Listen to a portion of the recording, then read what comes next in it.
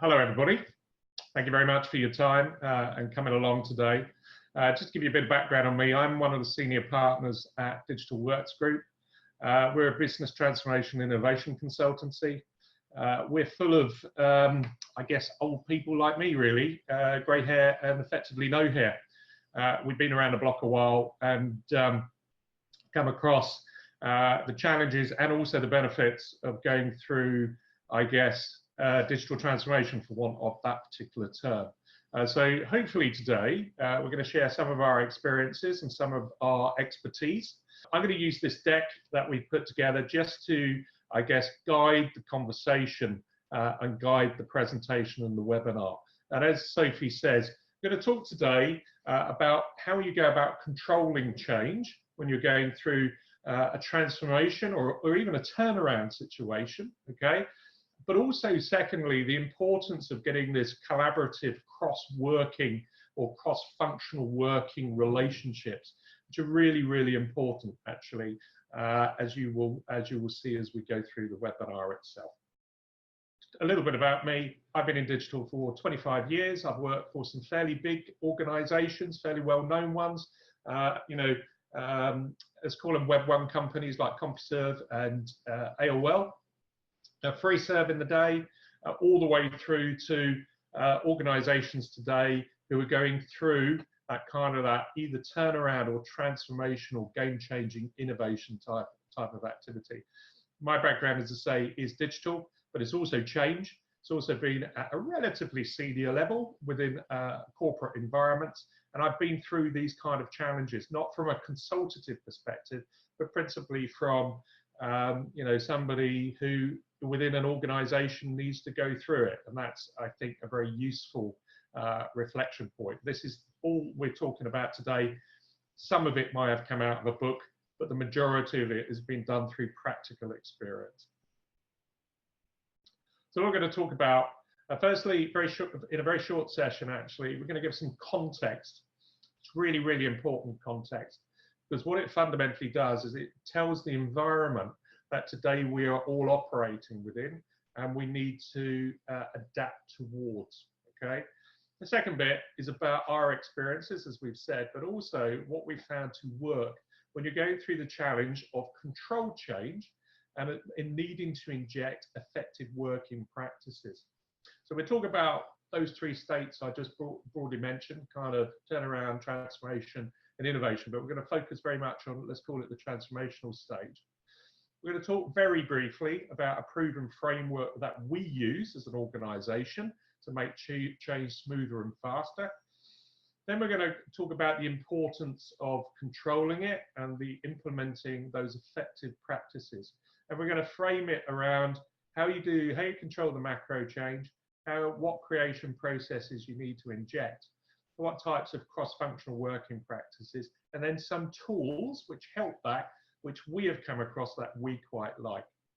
Then we're going to give a very quick understanding around the examples of success, and then also an example where this wasn't done, and that was producing some challenges for a CEO. We're not going to say the name of the organization because that would be embarrassing, but we can tell you the context and some of the things that they were facing at that particular point in time. Finally, Q&A. So I always start with this. So if you've attended one of these webinars before, I really apologize, but it's really important to kind of stress this, okay? Digital today is a really broad church term. It's actually fairly meaningless, okay? What it really means, okay, is a couple of things. But let's just say in this case, it's the ability to use technology to become better at matching new behavioral change is that consumers and humans, people, are now doing because of their adoption of their own technology. And it can affect that in a number of areas. It can produce benefits.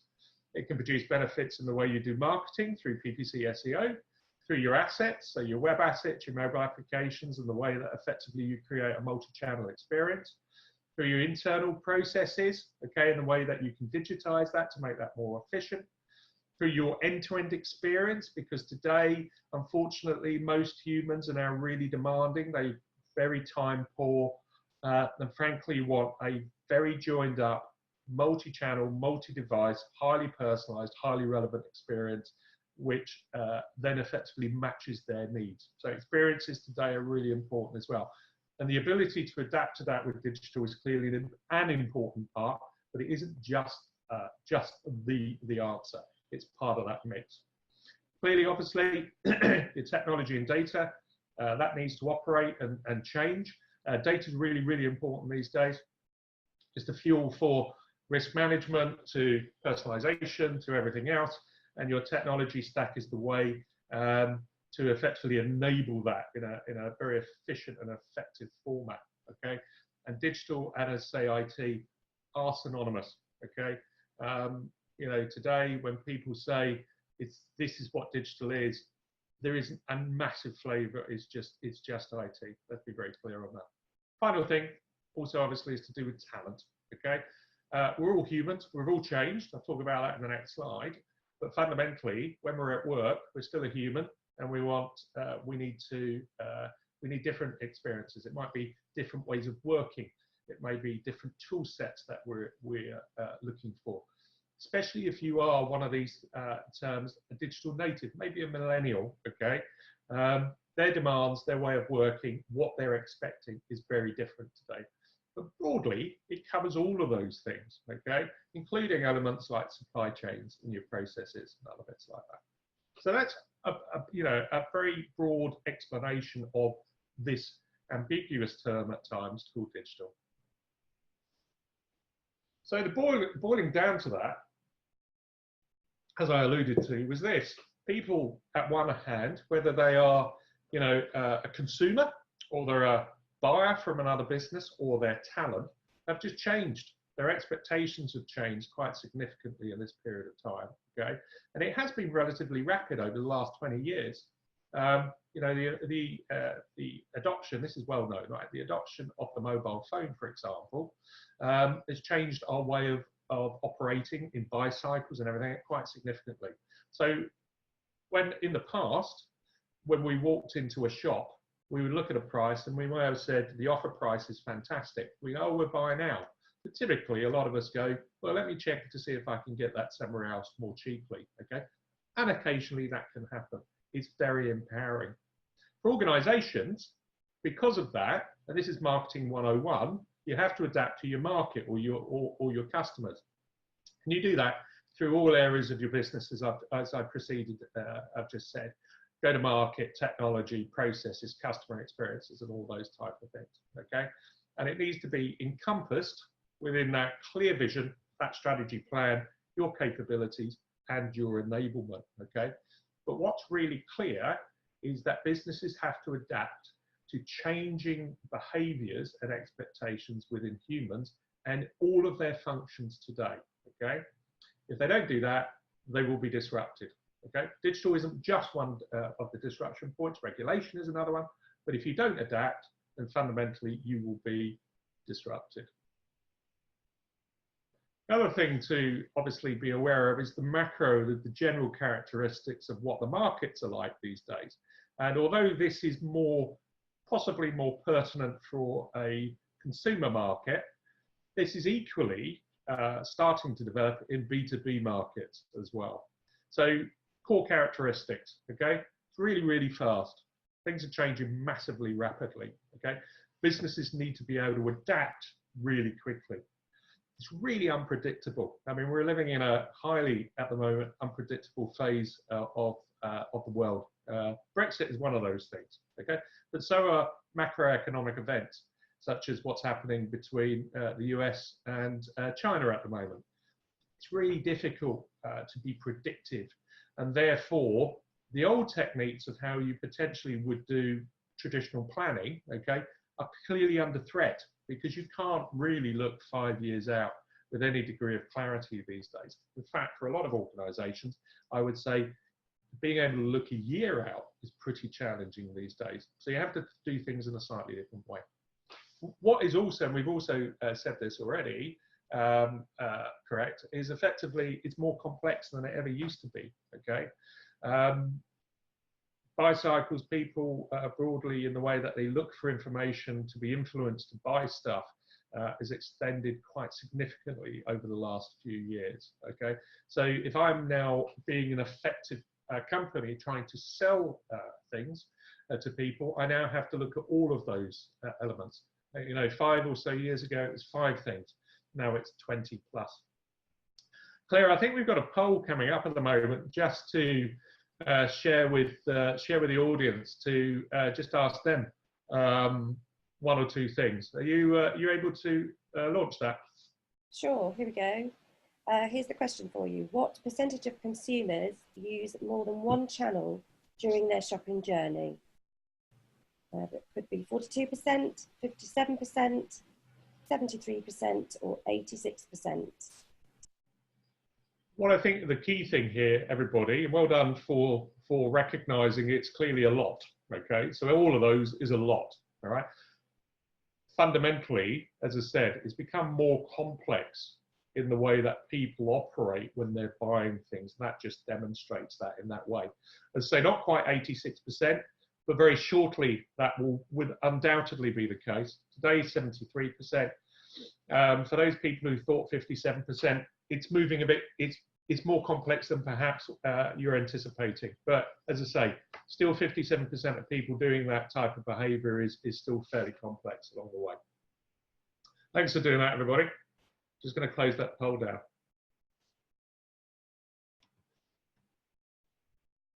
So if you have those type of characteristics, not only with your customers but also in the broad environment, okay, you've got to try and create what I would, to a certain degree, a certain set of target operating capabilities. Okay.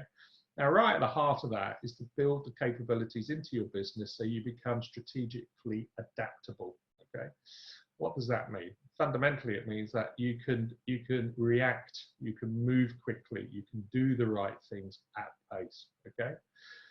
You are very customer experience orientated, but they are linked very clearly to specific value drivers and business model requirements. So you put those 2 things together and you get the right roadmap or the right path of activities you need to do. As I said, you create capabilities in your organization so you're adaptive and flexible. And when you do it, you can move at pace because that's what you need to be able to do. And underpinning that, it's all cost controlled and efficiently delivered.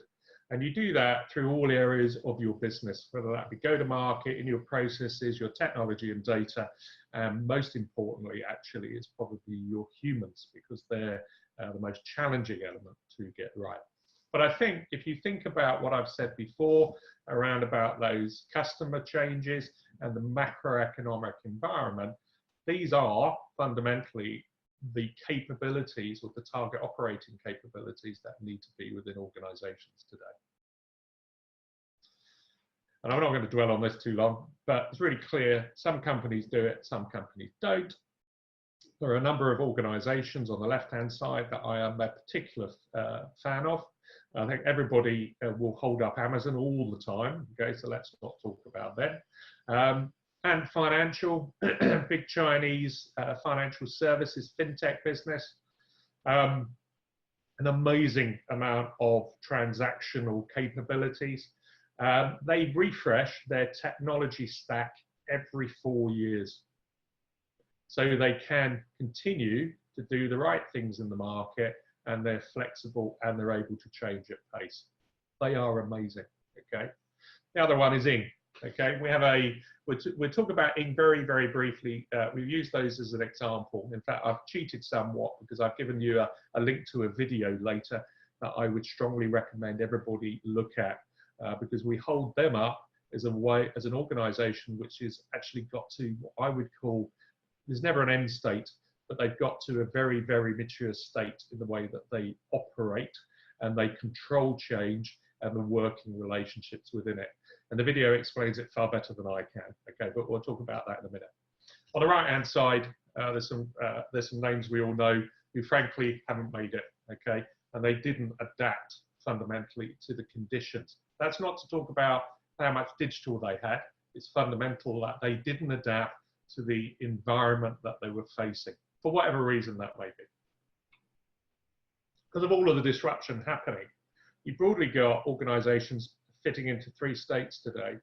The first state is requiring rapid turnaround. Okay, so they haven't seen the disruption coming quickly enough, and now they need to change what they're doing at an amazing pace. Okay, it's really important. In those cases, there's a big fire operating within the business, and you need to put it out. Okay, and there's a certain way to do that. Broadly, the way that you would do planned transformation, just sped up often. The other one is organisations who can see the disruption coming. Typically, a very good business, really good management team. They can see it coming, and they need to change their organisation to get target operating capabilities and other stuff into their organisation to make that change faster, smoother, and less risky. Final state are those brilliant companies who've already got there, okay, and they fundamentally can use data and other things to do game-changing innovation. So they can take on their industry and make a big change within that industry. And we see virtually all organisations fitting into one of those states. Unfortunately, it's an increasing amount in rapid turnaround. It's quite a few organisations, many of them are in that recognised planned transformational state. Today, there's few organisations in what we would call the disruptive innovators. Okay, they just haven't. The majority of organisations haven't moved down into that degree of maturity.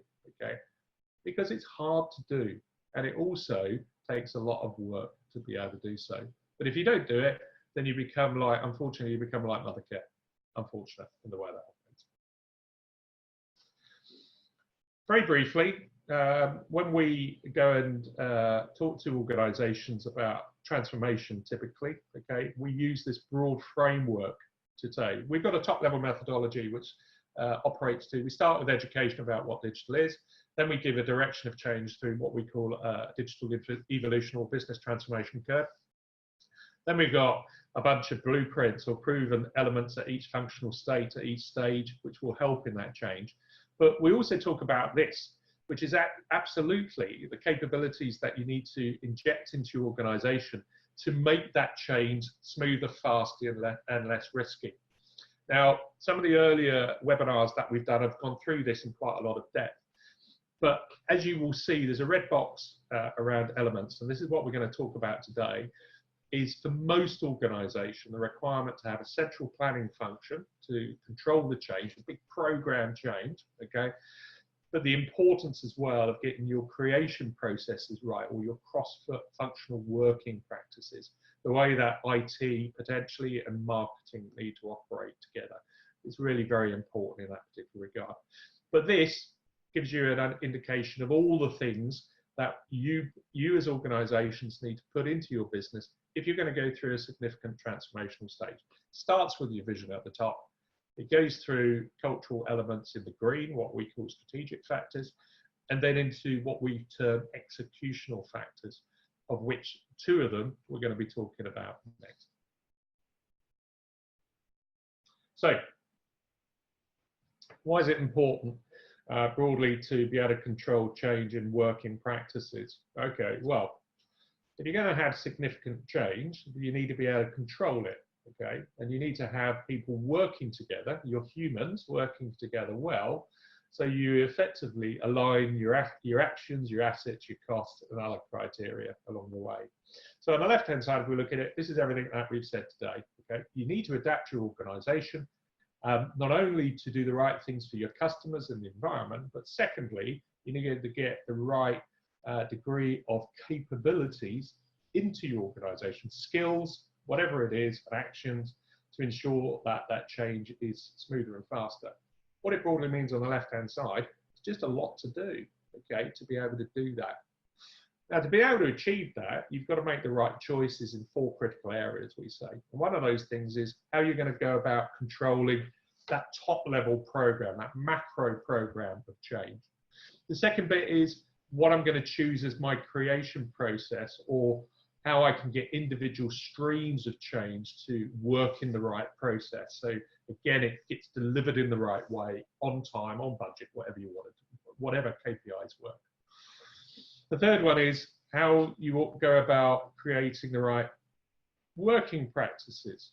the right collaboration between teams along the way. And the fourth one is to help with all of those three, what tools and systems should you be choosing to broadly help all of those three? Because if you make the wrong changes, you get the results on the right-hand side, okay? And sadly, we've seen all of these along the way. So you can get chaos because you're not controlling the program at the right level.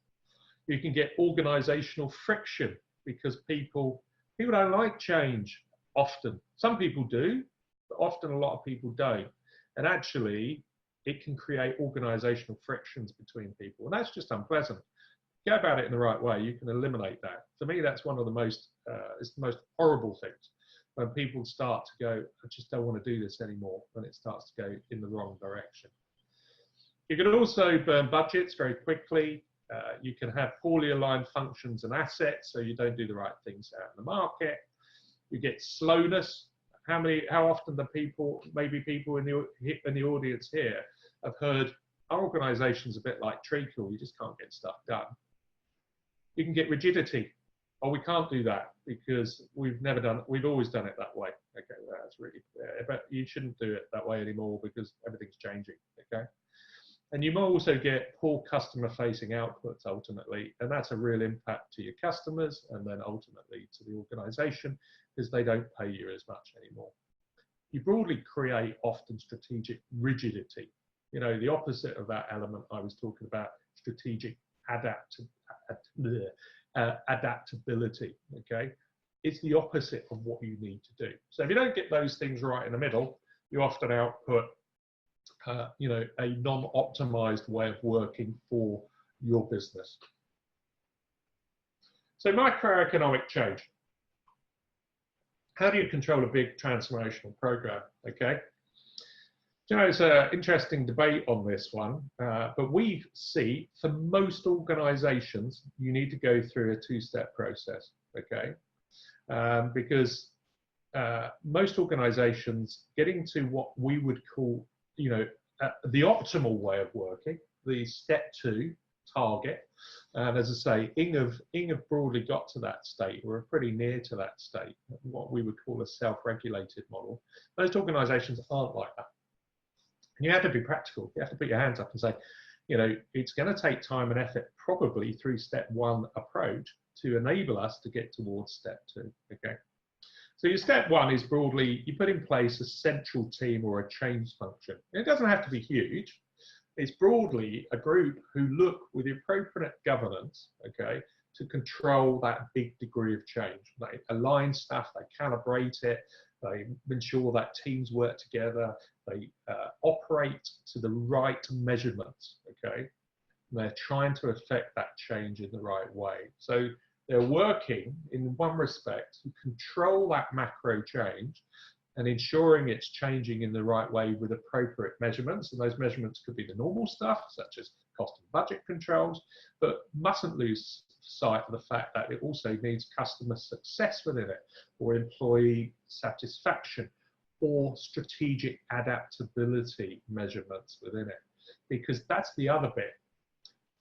Through that change function, you're trying to put the capabilities into the organization to not only create what you're doing, but to ensure as an organization you move more towards step 2. Now, it's sad for the central change team that if they are successful, they create the change and they create the right shape of the organization.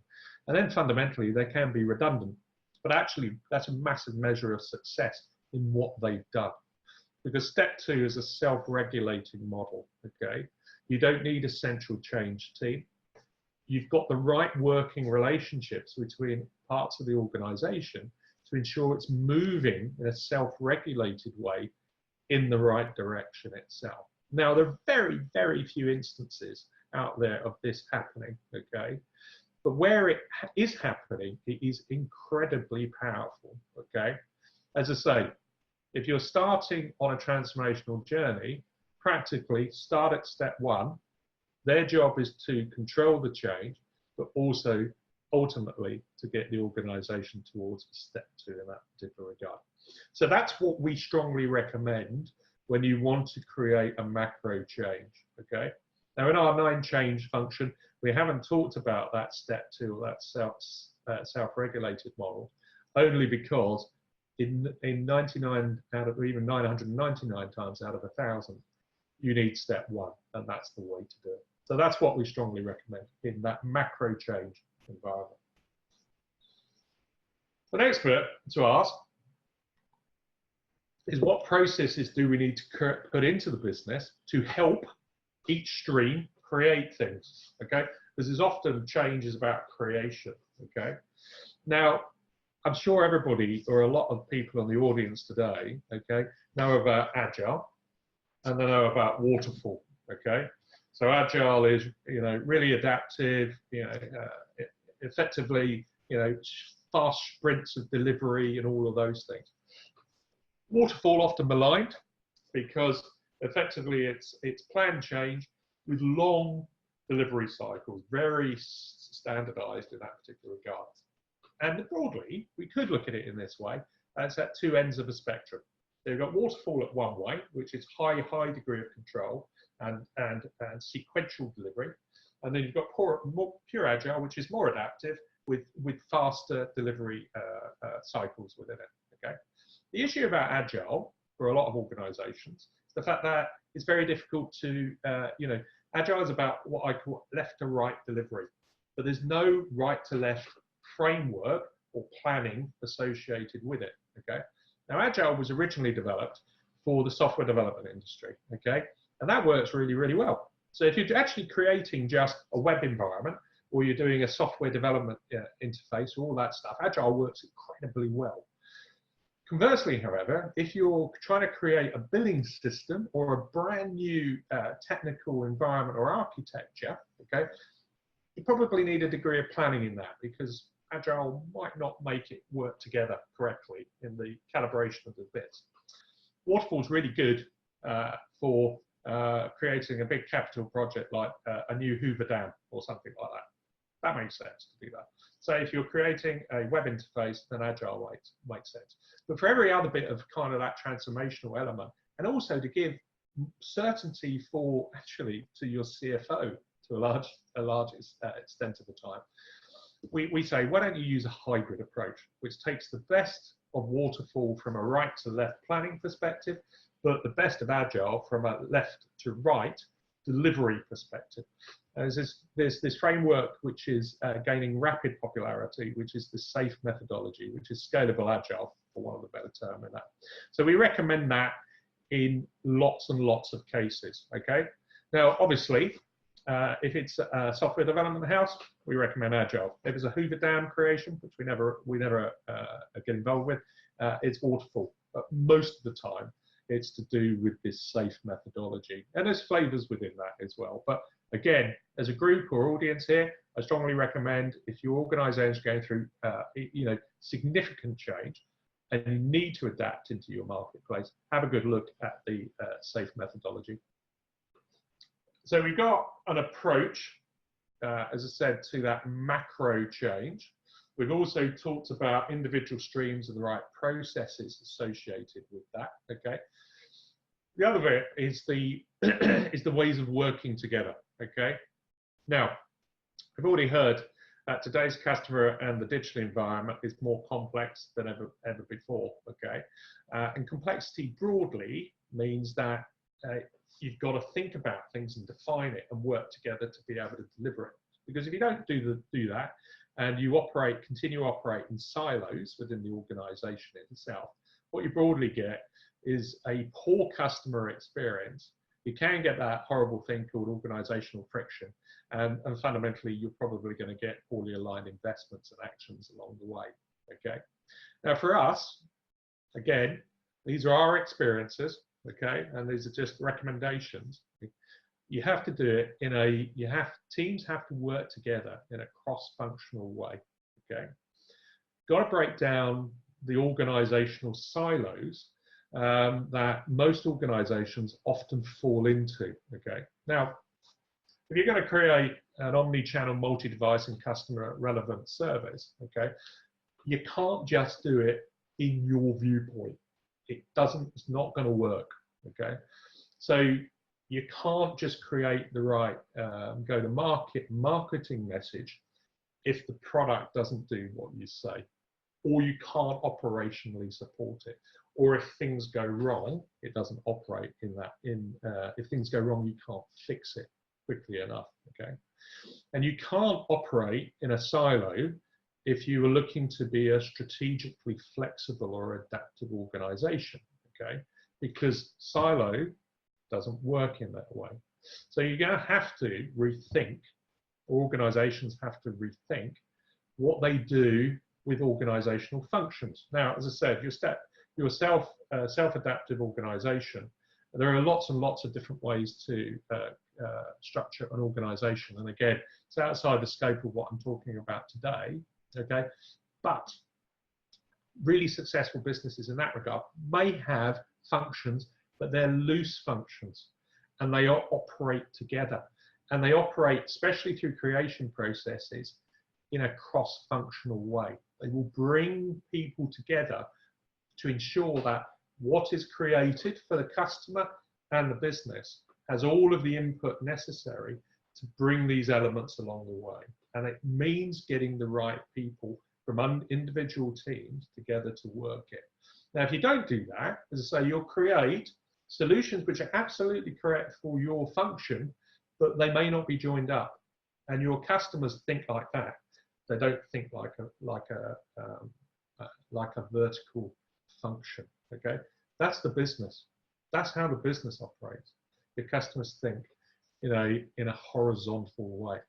And when you're creating things, your business has to create them with the customer and the business in mind to deliver it in that way. And you can only do that by bringing the right skills and the right people from various functions together along that customer experience chain, if you want to call it, from awareness to intent, to conversion, to use, to support, to advocacy, and all other variants in between. Okay, and it's also really important to recognise that, you know, the preceding slide we talked about agile, we talked about waterfall, and we talked about safe. Okay, all of these at the heart, all of them, okay, have got cross-functional working and the adaptability of relationships, and those relationships working effectively are the heart of the process that works. So regardless of the planning rigidity or the planning flexibility or a step in between, all of them have got the idea of cross-functional working in creation, and also at times as business as usual, at the heart of what they do. Okay, and if you remember that slide I talked about, which was talking about that step 2, that is absolutely how those mature organizations operate in that regard. It's possibly the most important bit. And I've given away something, which I've just realized. Final thing is obviously, there's lots and lots of tools out there to help all of these. Top level change, creation processes, working together, okay? These are just some of the ones that we quite like, okay? There are lots. Microsoft do a great suite, Google do a great suite. There's lots and lots out there. Here's some we look at, okay? So we often go into organizations and they may be missing team collaboration. So we may say, oh, why don't you have a look at Slack? It's really, really good, okay? You can also use things like Trello for this, okay? Same type of thing, but fundamentally, we like Slack just because of its interoperability with some of the other things we've got on this screen here. The other one that we use often for program control, because it's simple actually, and also because it's SaaS-based, everybody can collaborate into, is Monday.com, okay? Again, we like it because it's really easy to use and it's really simple and it's outcome-based, okay? We often find, you know, things like Microsoft Project, and I'm not knocking Microsoft Project because it clearly does have a place, becomes very, very complex in there, and it actually starts to rule what's the effort rather than the output.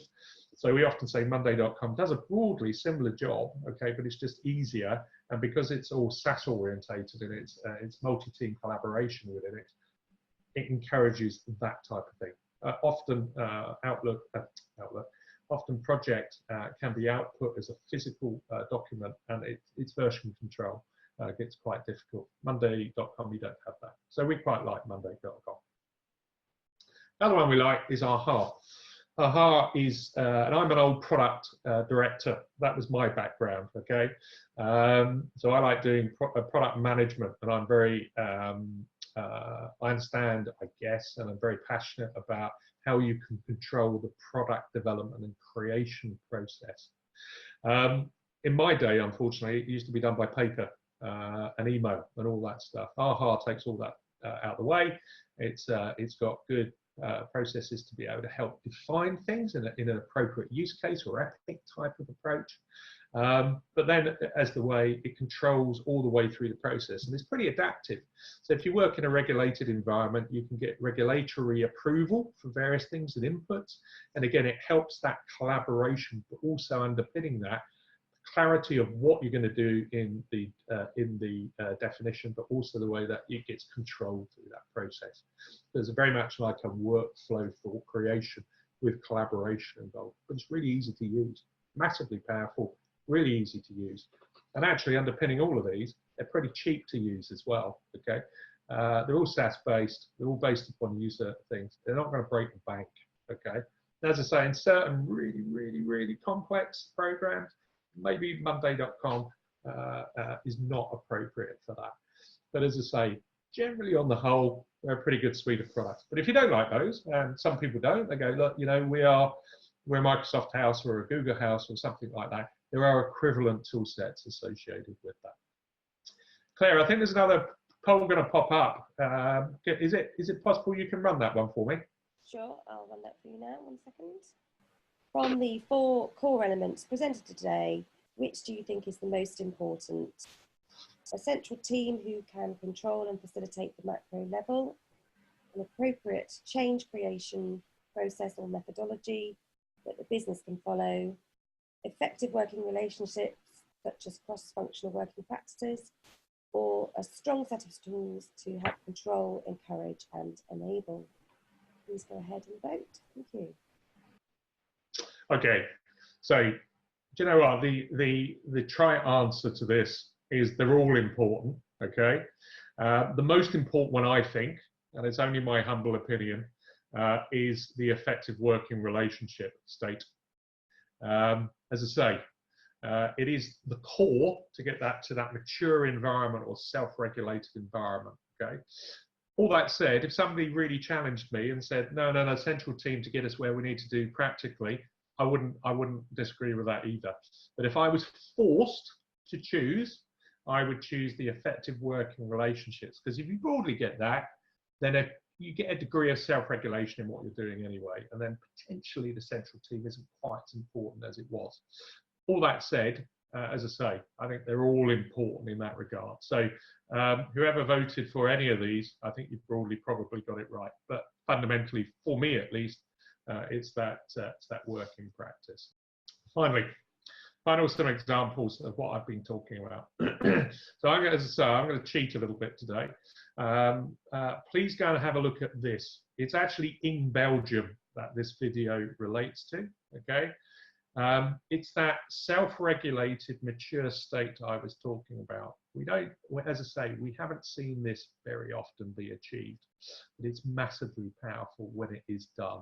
Have a look at the video because it explains things far better than I can, okay? And it's a really powerful thing. And as I said, it will get a picture in your head of something to aspire to and achieve through those steps that we've been talking about today. You're not going to do it straight away. It took in a while to get this done. But they went about things in a very clear way, and they've got absolutely the right capabilities to be strategically adaptable today in what they've done, at least in this division. Hopefully, so as I say, recommend absolutely you have a look at that. Here's an example of change, and this one's a very practical one because we came up against this very early in 2019. So this is a significant wealth tech business. We're not talking about, you know, a company of 80, 90 people. We're talking about an organization with 4 billion turnover, has 1 trillion of assets under management, and there's about 700 or 800 people in the organization itself. Okay, so this isn't a small business. This is a significant and a very complex business in a very highly regulated environment. Okay, I'm going to quote their CEO, and as I say, I'm not going to embarrass the organisation by saying who it is, and I'm definitely not going to embarrass the CEO by saying who he is. But typically, this was a quote when we went in, and one of the key things that we do, obviously, when we go and talk to an organisation, start working, is to understand, what are the pain points or the characteristics for the CEO that they're starting to get irritated about. Okay, and he said it was this. He said, look, he was incredibly bright. I mean, really, really bright, really, really capable as well. He just didn't have the right understanding of what his organisation needs to be. He was a very entrepreneurial individual, but really a force of nature, absolute force of nature. But as I say, had a real clear vision for where the business needed to do. And his frustration was this. He said this. He said, our vision is really clear. I know exactly where the business needs to be going. I quote, I know where the business needs to go. Okay, but we are so slow to deploy new things, and they're often not what our customers need. Okay, that was at the start of the year. Now, the characteristics were actually really quite straightforward because he didn't have any macro level transformational control within his business. Most of the work was done by a very core team of 5 people in the business, but that wasn't the change.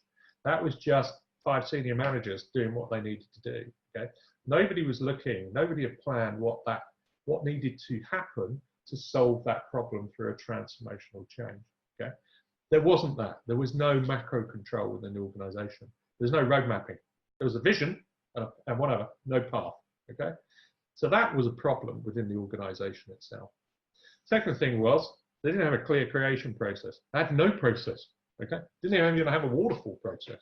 Right, their things magically kind of got done. It was quite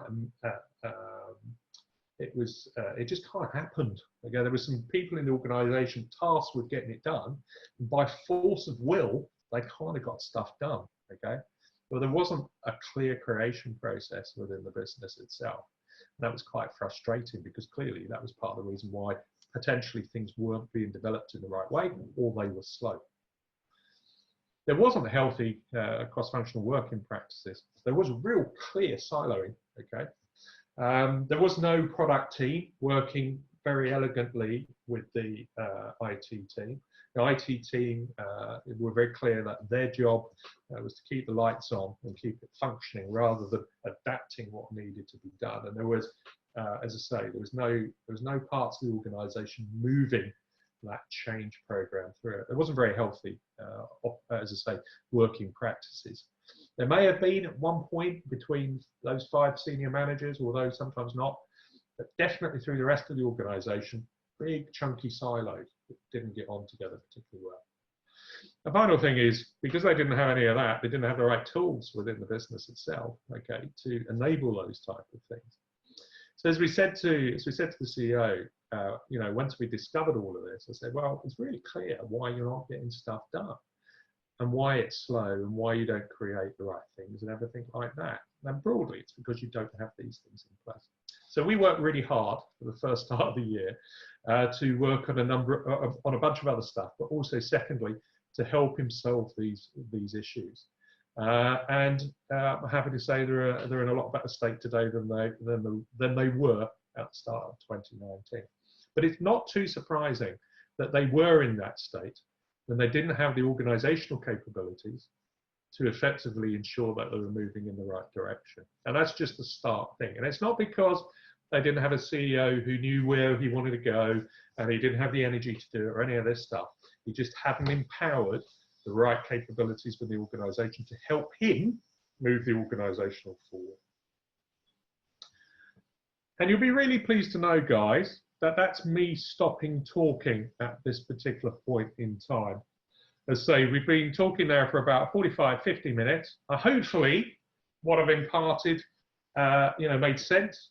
Given today's conditions we've got in the market, the way that you can go about doing it, where we've seen it be successful, and why you should go about it in that way. And as I say, I haven't forgotten, are there alternative ways of doing this? the trite answer to that is we've, for us at least, and how we do it, we've seen this be really successful in that particular regard. But I'm certain there are other ways that could be adapted. But we know through our experiences, and as I say, we've been doing it 25 years, and there's 40 people in the business. They all look a lot like me, unless they're ladies. And then typically, we've found this work along the way. But I will absolutely look into those things and see if there's other ways of doing it in the pluses and minuses. But I know absolutely that this approach will work. That we do know. And as I say, 40 plus people in DWG have been doing it for many years. Passionately believe you put these elements together, and we haven't created all of these things. I mean, we're using the best of breed in certain circumstances to make that work. Okay, but we know that this approach will work through our clients, through others we've looked at, or even learnings like in the market and how they've gone about doing those things along the way. But anyway, I'm gonna stop talking now, and I'm going to open up to any other Q&A that people may have at this particular point in time. Right, Sid, we've got another one come in here. What are the typical KPIs used to measure digital transformation? That's a biggie. Right, so let me help myself. Okay, I'm going to go back to this slide. So I think with most digital transformation, you're going through change. All right, so broadly, you again look at your customer and your functions and everything that you need to do. So again, but going back here, here's some examples of some of the core KPIs that fundamentally a central change function should be really looking at, because you're not just looking at cost and time. It's important, clearly, but they're what I would call mechanical things. All right. So if I was not only a product person, I was a program director for a while. Okay, and I know that importantly for the business, are you going to deliver this stuff at this particular point in time? That's a big tick in the box, especially if you're going to try and adapt to the market. That's fairly important. But the second thing is, are you going to do it with the right cost control associated with it? Because it's important for the CFO to see if you're going to bankrupt the business. Okay, so are you delivering it in the right way? But I always think that is mechanic. Okay, it's a program mechanic. It's vital, but it's a program mechanic. Other stuff you've got to look at. You've got to look at, are you doing the right thing for your customer? Okay, so any organization today needs to do the right thing efficiently as possible. And if you do that, you create profit. And if it's the right shape, then you become quite valuable in the marketplace. But fundamentally, you've got to do the right thing for the customer. Okay, there's lots of ways to measure that. As an example, it could be net customer value measurement. You could inject that as a way of customer satisfaction. There are lots of ways to have a look at it, okay? But that's one. You mustn't lose track of the customer along the way. Conversely as well, you mustn't lose track of the employee satisfaction, okay? Because fundamentally, a big transformational program puts strain on the organization. You want to create not just the right thing for your business, for your customer, okay, and the right thing for your company from a financial perspective. You also want it to be a really good place for people to hang out, okay? So your employee satisfaction and the way that they understand things and where we're going, and if it's a happy place to work, and everything else is super important along the way as well, okay? Because in today's intellectual society, it's your humans, okay, your people in your organization, your talent, which gives organizations the edge. Okay, technology will, but technology does what it's told. You want to ensure that us as people are going along that path. So employee satisfaction, I think, is really important as well. Okay, and then there are points as well that don't forget we're trying to create those strategic adaptability within the organization, that capability. So there is other stuff you want to do in terms of controlling and looking whether you're creating capability of pace of change or you're doing things as agilely as you're possible. There's great examples, I think, of organizations today who can do online advertising really agilely. An event will happen and you get a very clever advertising which pops out almost within hours. That's the type of stuff that you need to be doing, especially if you're working in consumer markets, okay? You've got to be able to measure those elements. So it's a combination of all those things. It's the typical mechanics of cost, blah, blah, blah, but it's also the other elements of taking, are you doing the right thing for your customer? Are you doing the right thing for your people? Are you creating the right organization in terms of capabilities to become ultimately that self-regulating step in step 2? Hopefully that answered your question. Right, we have another very good question here. How do you balance a central team approach with adoption of change in the business as you go through the journey of self-regulated change? So how do you balance it? Okay, so my viewpoint is this. Let's go back to that slide I was talking about. So if you're a relatively immature organization, set yourself up a central team, okay? And you have a target in the future, as I said, to become a self-regulated environment or corpus of individuals, okay? Working in the right way, self-regulated moving forward, okay? How you broadly balance it, I think it's a combination of these things. So you absolutely recognize that, yeah, you do the normal program controlling and everything like this, running to these KPIs, okay? But an element of those KPIs, as I put at the bottom, which is, are we creating a strategically adaptive organization, okay? So you can measure that. And it has to be a stream of work within the program itself as well, or it could be multiple streams of work, okay? Now, that is your kind of your aim. So you're delivering, you're balancing. I'm going to balance what needs to happen for our customers, my company, you know, and the profitability. But underpinning that, streams of activity and work, which effectively are going to deliver towards step 2 in that particular regard. So they have to run parallel in that particular regard. They have to be recognized that your transformational change is for your customer and the profitability of your business, but also, and for your people, but also for how your organization is going to be able to adapt into the future. And if you can broadly do that, you kind of balance that element. And as I said, if we then go back to this element here, there are characteristics within that that are going to help that journey for you. So let's take an example of that. So as you start to look, because this is the capability, whole capability set that you're looking in those other streams to do, okay? That's your strategic. These are going to enable you to be a strategically flexible organization, from all the way through from your company vision, you know, your ownership of change in the right or digital in the right areas, to your customer experience focus as part of your culture. You have the right organizational structure, framework, and environment. To other stuff like you're clear on in areas of your business and how it's going to change, like your long-term architectural plan. You're making the right levels of investment. But here, those three start working together to actually enable, so they get done, top level, in that particular regard. These very clear planning, but then to change the organization in the right way, then you're bringing that communication plan and your central change management and your cross-functional working practices and creation processes together, controlled through that program to deliver that digital transformational change. And as part of that, developing these bits in the program planning to ensure that you get to that self-regulating environment. And that's your balance. So your program not only delivers the tangible stuff for your customers and your organization, but it also builds in the capabilities you need to get to that self-regulating state. And that, for me at least, is the way that you balance it along the way. And that's how we advise companies along the way. And if you've got a good central team, you can dial stuff up and dial stuff down, depending on the practicalities of the environment and the resources and time that the organization has. Always, however, with a view to the market and what it is demanding your organization needs to be. That's, I think, the way you kind of balance it together. Hopefully that was semi-clear. That's great. Thanks for that, Andrew. I think that just about wraps it up. There's no further open questions, but thanks everyone for your participation today.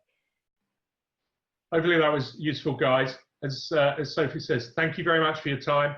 Hopefully we've imparted at least some useful elements. As I say, think about it in those 4 steps.